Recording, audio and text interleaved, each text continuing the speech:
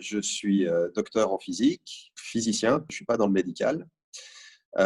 J'ai été prof à Jakarta et actuellement, je suis cofondateur et directeur technique d'une start-up à Aix-en-Provence. On va parler ensemble des tests, parce que j'ai été alerté par un mail et par plusieurs personnes qui, en gros, m'écrivent en me disant qu'il y a une énorme fumisterie dans l'histoire des tests Covid, sur le fait qu'à la fois les tests Covid ne seraient pas fiables et qu'il y aurait une sorte de manipulation derrière tout ça. Donc, il y en a certains qui ratent complètement, qui passent pas, qui sont simplement pas bons. C'est-à-dire, là où on demande 95%, ils sont bien en dessous de la barre des 90%.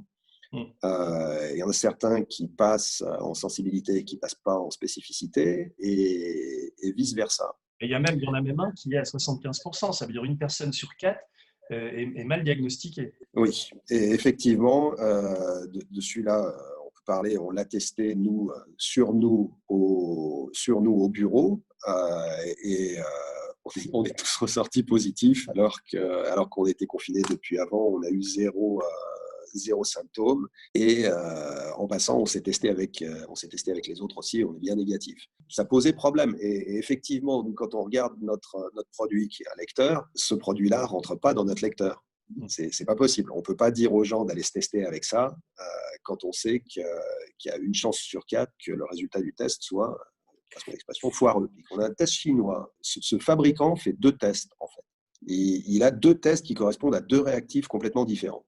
Il y en a un qui passe pas, un qui passe. Et on retrouve le même test sur la liste des 23 du CNR, qui est 8 ou 10 fois, je ne sais plus, parce qu'il est distribué par différentes personnes en Europe et en France. Oui, parce qu'il y a les fabricants et les distributeurs. Et les deux. Les fabricants et les distributeurs, oui. Et là, on s'aperçoit qu'en fait, ils ont pris le mauvais. Pourquoi ? Sachant que ce mec-là en produit 2 différents, qu'il y en a un qui est très bon, qu'il y en a un qui est pourri, pourquoi on a pris le pourri et pourquoi on recommande le pourri ? J'arrive pas à comprendre. Tout à l'heure, tu as dit qu'il y avait 23 tests. Il y a 23 tests qui ont été homologués ? Oui. Ces 23 tests-là, dont on est absolument certain que beaucoup plus de la moitié sont pourris, quoi. Quand je dis beaucoup plus de la moitié, je me réfère, parce que vous n'avez testé que 11 sur les 23, mais dans les 11, si je lis bien les chiffres, il n'y en a qu'un qui passe la barre des 98 et des 95, un seul. Oui, un seul. Un seul, et il y en a 2 autres qui passent la barre de l'acceptable, qui est à 93 peut-être.